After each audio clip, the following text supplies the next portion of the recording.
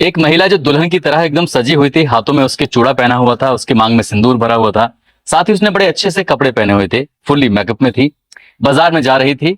एक आदमी कभी उससे आगे हो जाता था तो कभी एक आदमी उसके पीछे हो जाया करता था।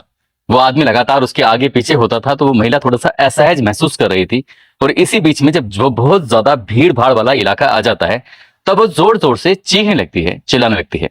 उसकी चीख पुकार सुनने के बाद आसपास के लोग कुछ समझ ही नहीं पाए और देखते ही देखते वहां पर बहुत सारी भीड़ लग जाती है। तभी भीड़ में से एक महिला पूछती है कि बहन, तुम क्यों चिल्ला रही हो, क्या बात है?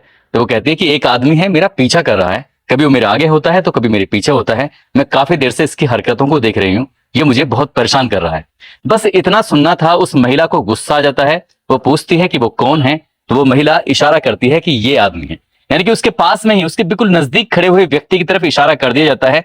वो महिला उस पर टूट पड़ती है। जैसे ही महिला टूट पड़ती है, उसके बाद जो आसपास के लोग खड़े हुए थे, उन्हें अभी समझ में नहीं आ रहा था कि क्या बात है। महिला ने कहा कि लड़कियों को छेड़ता है तो ये शर्म नहीं आती। बस इतना कहना शुरू था कि उसके बाद आसपास के लोगों ने भी उस व्यक्ति को पीटना शुरू कर दिया।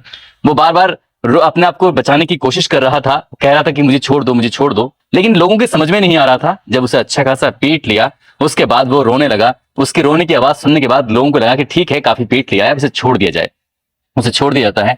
तब उसे पूछा जाता है कि भाई तुम इस लड़की को, इस महिला को क्यों छेड़ रहे थे, क्या बात है? वो कहता है कि ये कोई लड़की या महिला नहीं है, बल्कि उसकी खुद की बीवी है। अभी 8 दिन पहले ही तो शादी हुई थी, अब मैं इसे लेकर मायके जा रहा था और तुमने मुझे बेवजह पीट दिया। जैसे ही उस पुरुष के मुंह से ये बातें निकलती हैं, तो इतनी बातें सुनने के बाद जितने भी पीटने वाले थे, वो 4-4, 6-6 कदम पीछे हट जाते हैं, जैसे कि उन्होंने कुछ किया ही नहीं है। कुछ लोग तो वहां से रफू चक्कर भी हो जाते हैं। अब इस बीच में कुछ लोग उसे समझाने की कोशिश कर रहे थे, साथ ही पूछ रहे थे कि वो महिला कहाँ है जिसने शिकायत की है। अब भीड़ में से उस महिला को जब ढूंढने की कोशिश की जाती है, बार बार उसको नाम से पुकारा जा रहा था, बस वही वहां नहीं थी, बाकी भीड़ की वहां कोई कमी नहीं थी। आखिरकार वो महिला फिर वहां से गायब हो जाती है। आज की कहानी उसी लापता लेडीज की है जो उस भीड़ का फायदा उठाकर वहां से भाग जाती है, और वो व्यक्ति अपनी पत्नी को ढूंढने के लिए लगातार कोशिश करता रहता है। आज की कहानी के माध्यम से यही जानने की कोशिश करेंगे कि कैसे वो महिला गायब हुई थी और कैसे उसको ढूंढ के लाया गया था।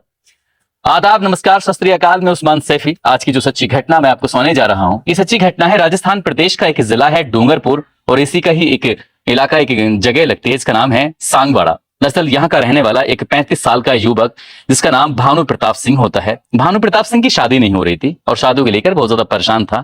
कई लोगों से बोलता था कि भाई मेरी शादी करा दो।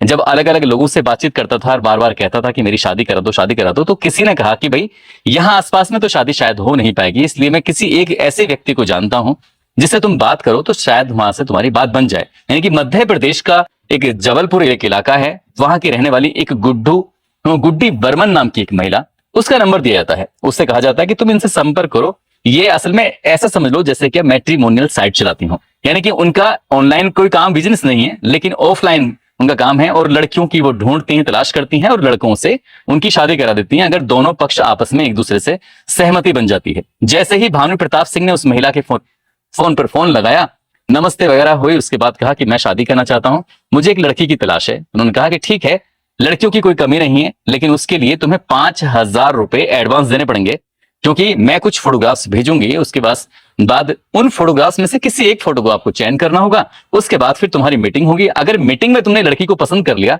तो 50,000 रुपए आपको फिर से देने पड़ेंगे। भानु प्रताप सिंह ये सोचकर कि ठीक है, 5,000 रुपए ही तो जा रहे हैं, क्या हुआ, कम से कम शादी तो हो ही जाएगी, इसलिए उसने उस महिला से बातचीत की, और बातचीत करने के बाद 5,000 रुपए उसके जिस जगह पर डालने थे, जिस जगह पहुंचाने थे, उसने उस सकुशल पैसे 5,000 रुपए उसके पास तक पहुंचा दिए। अब गुड्डी बर्मन ने उसके मोबाइल पर लगभग 8 लड़कियों के सुंदर सुंदर फोटो भेजे, ताकि इनमें से किसी भी एक लड़की को देखकर वो तय कर ले कि किससे शादी करनी है। जैसे ही भानु प्रताप सिंह के पास वो 8 लड़कियों के फोटो आते हैं, उनमें से बार बार देखता रहता है, और देखने के बाद एक लड़की को वो पसंद कर लेता है, और पसंद करने के बाद उस पर टिक लगा के भेज देता है कि ठीक है, मुझे ये लड़की पसंद आ रही है, मुझे इससे मिलना है, इससे बातचीत करनी है। अब इसके लिए सब कुछ तय था, तैयार था मामला। उन्होंने कहा कि ठीक है, तुम्हें इसके लिए आना पड़ेगा हमारे इस इलाके में जहां पर हम लोग रहते हैं। अब यहाँ पर एक उन्होंने जगह बताई, समदरिया एक मॉल है, समदरिया मॉल के पास में एक जगह बताई बाकायदा। उस भानु प्रताप सिंह ने कहा कि मैं अपने एक दोस्त है वीरेंद्र, मैं उसके साथ आना चाहता हूं, अकेला नहीं आ पाऊंगा, और जब यहाँ पर बात सब ठीक हो जाएगी तब उसके बाद मैं अपने परिवार, मम्मी पापा या परिवार के लोगों को यहाँ पर लेके आऊंगा। उस महिला ने कहा कि कोई भी ऐतराज नहीं, कोई दिक्कत नहीं है। तो 10 मई यानी कि 11 मई 2022 को उस बताई हुई जगह पर ये भानु प्रताप सिंह पहुंच जाता है और उसके सामने वही लड़की, जिस लड़की का फोटो उसने मोबाइल में देखा था, वो सामने बैठी हुई थी। अब वो दोनों एक दूसरे से बातचीत करने लगते हैं, एक दूसरे के बारे में पूछने लगते हैं कि तुमने कितनी पढ़ाई की है, तुम क्या करते हो, क्या नहीं करते हो। इस तरह से दोनों एक दूसरे के, क्योंकि भविष्य में एक दूसरे के होने वाले थे, शादी करने वाले थे, एक दूसरे को पसंद करके यहां से एक नई जिंदगी की शुरुआत करने वाले थे। अभी बातचीत का सिलसिला शुरू ही हुआ था कि अचानक से पुलिस का सायरन बजने लगता है। और जैसे ही पुलिस का सायरन बजता है, हालांकि इस लड़की ने अपना नाम बताया था काजल चौधरी, और भानु प्रताप सिंह बैठकर बातचीत कर रहा था, पास में ही उसका दोस्त वीरेंद्र सिंह भी बैठा हुआ था। जब पुलिस का सायरन बजने लगता है तो यहां से जो गुड्डी होती है वो मौका पाते ही भाग जाती है, यानी कि भाग रही थी। और वो दूल्हा जो लड़का था भानु प्रताप सिंह समझ नहीं पाया, साथ ही जो उसका दोस्त था वीरेंद्र वो भी नहीं समझ पाया। और इसी बीच में इन्होंने जो काजल चौधरी थी उसका हाथ पकड़ लिया, उसको भागने का मौका ही नहीं मिल पाया। क्योंकि तुम कहां जा रही हो, क्योंकि जितने इससे बातचीत कर रहे थे, इसी बीच में पुलिस आती है और पुलिस ने वीरेंद्र सिंह, भानु प्रताप सिंह और जो लड़की वहां पर मौजूद थी जिससे बातचीत कर रहे थे, उन तीनों को पकड़ लिया। पकड़ने के बाद अपनी गाड़ी में डाल दिया। यहां से गाड़ी में डालने के बाद वो सीधा राजस्थान प्रदेश के जिला डूंगरपुर का जो एक थाना लगता है सांगवाड़ा, वहां पर लेके आ जाते हैं। और इन टीम में होते हैं SHO Surendra Solanki, sub inspector Somendra, head constable Hari Singh, महिला कांस्टेबल हंसा, ये सब शामिल होते हैं। अब इसी बीच में जो एसएचओ होते हैं सुरेंद्र सोलंकी, भानु प्रताप सिंह और वीरेंद्र सिंह से कहते हैं कि काफी देर हो गई है एक्टिंग करते करते, अब अपने मूल रूप में आ जाओ। यानी कि जो दोनों वो थे वो दूल्हे बनने के लिए नहीं, बल्कि दोस्त बनने के लिए नहीं, बल्कि वो इसी सांगवाड़ा पुलिस स्टेशन के कांस्टेबल होते हैं और दोनों ही बड़े होशियार समझदार थे। इन्होंने ही कहा था कि इस तरह की प्लानिंग करनी पड़ेगी, तभी कुछ शायद सफलता मिल सकती है। दरअसल कहानी कुछ यहां से शुरू होती है। राजस्थान प्रदेश का ही इसी सांगवाड़ा क्षेत्र का एक गांव लगता है जोधपुरा। यहाँ का रहने वाला एक व्यक्ति होता है जिसका नाम होता है प्रकाश चंद, और प्रकाश चंद की शादी नहीं हो रही थी। प्रकाश चंद अपनी शादी को लेकर थोड़ा परेशान था। किसी ने बताया कि आपको रमेश जैन से मुलाकात करनी चाहिए, रमेश जैन से मुलाकात करोगे तो शायद वो तुम्हारी शादी वादी करा देंगे। ठीक, रमेश जैन से मुलाकात की जाती है, वो गुड्डी वर्मन से मुलाकात कराता है। उसके बाद कई सारे फोटोग्राफ्स भेजे जाते हैं। कई सारे फोटोग्राफ्स भेजने के बाद तभी एक फोटो उसमें से वो पसंद कर लेता है, रीना ठाकुर नाम की उस महिला का, और कहता है मुझे इससे शादी करनी है। शादी की बात तय हो जाती है, जो भी शुरुआत में लेन देन था। और इस बीच में रमेश जैन जो होता है वो कहता है कि 5 लाख रुपए आपको खर्च करने पड़ेंगे, यानी कि 5 लाख रुपए आपको रकम देनी पड़ेगी, तब हम आपकी शादी करेंगे। और इसके लिए प्रकाश चंद तैयार हो जाता है। उसकी शादी होती है। बहुत ज्यादा लोग शामिल नहीं होते, लड़की वालों की तरफ से भी बहुत चंद लोग शामिल थे और लड़के वालों की तरफ से भी चंद लोग शामिल थे, क्योंकि ये शादी हो नहीं पा रही थी, लड़के की उम्र बढ़ती चली जा रही थी, इसलिए वो ज्यादा लोगों को इकट्ठा नहीं करना चाहता था।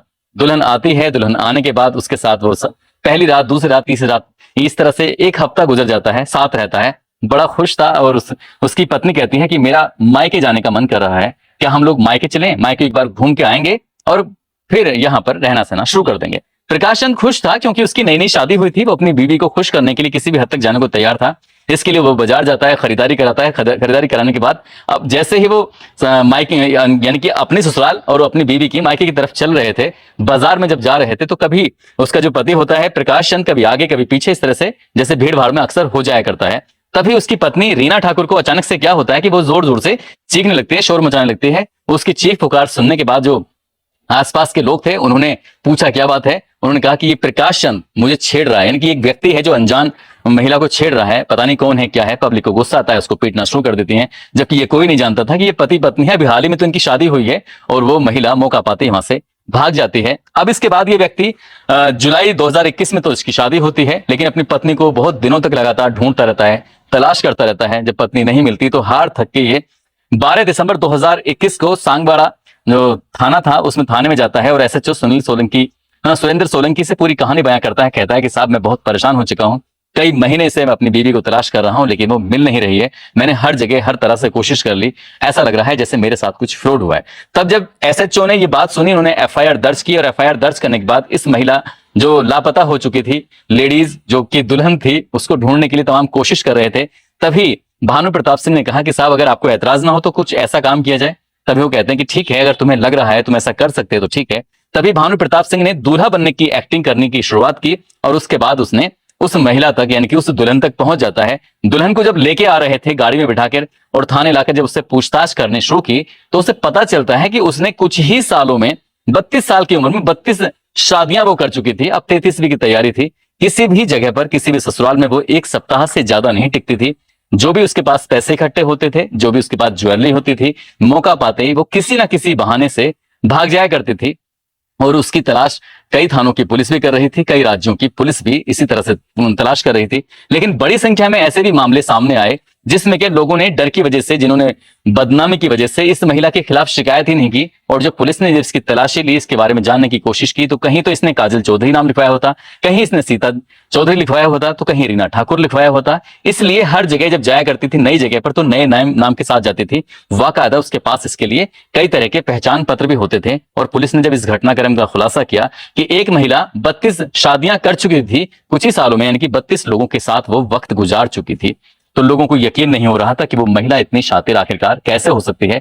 जब उसके बारे में ये पता किया गया, उसकी टीम थी वाकायदा, और वो टीम ऐसे ही लोगों की शादी कराती थी, खासकर ऐसे लोगों की जिनकी शादियां हो नहीं रही थी, जो या तो बुजुर्ग हो रहे थे, या फिर तलाकशुदा थे, या फिर अमीर थे, लेकिन किसी कारणवश उनकी शादी नहीं हो रही थी। और ये गैंग बनाकर इस तरह से उनको लोगों को छल रहे थे, उन्हें लूट रहे थे। दोस्तों, इस पूरे घटनाक्रम को सुनाने का उद्देश्य किसी को परेशान करना नहीं है, किसी का दिल दुखाना नहीं है, बल्कि आपको जागरूक करना है, आपको बताना है, आपको जताना है कि शादी ब्याह कोई गुड़िया गुड्डों का खेल नहीं है। कहते तो ये हैं कि ये जोड़ियां आसमान में बनती हैं, लेकिन कई बार जब जबरदस्ती के बुनियाद पर रिश्तों को तैयार किया जाता है, तो वो रिश्ते ऐसे ही होते हैं। कभी दूल्हा लुटेरा निकल आता है, तो कभी दुल्हन लुटेरी निकल आती है।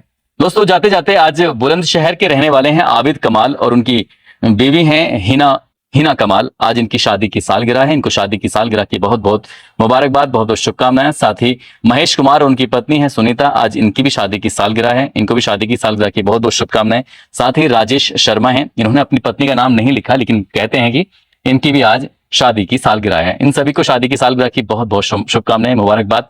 साथ ही कुछ लोगों ने नाम लेने की अपील की है, जिसमें विजेंद्र सिंह ऋषिकेश के रहने वाले हैं, राजवीर सिंह एडवोकेट अमरोहा हसनपुर के रहने वाले हैं, जलेसर हाशिम सिद्दीकी, राम यादव भोलानाथ प्रयागराज से हैं, मोनिश सिद्दीकी, मोहम्मद एजाज अहमद, गौतम सिंह संदीप पाठक गोरखपुर से हैं, उदयवीर सिंह, मंगल सिंह, इरशाद सैफी, नूरुल हक, भजन लाल, तारिक हुसैन, इन लोगों ने नाम लेने की अपील की थी। आप सब लोग अपना ख्याल रखें, सुरक्षित रहें। जय हिंद, जय भारत।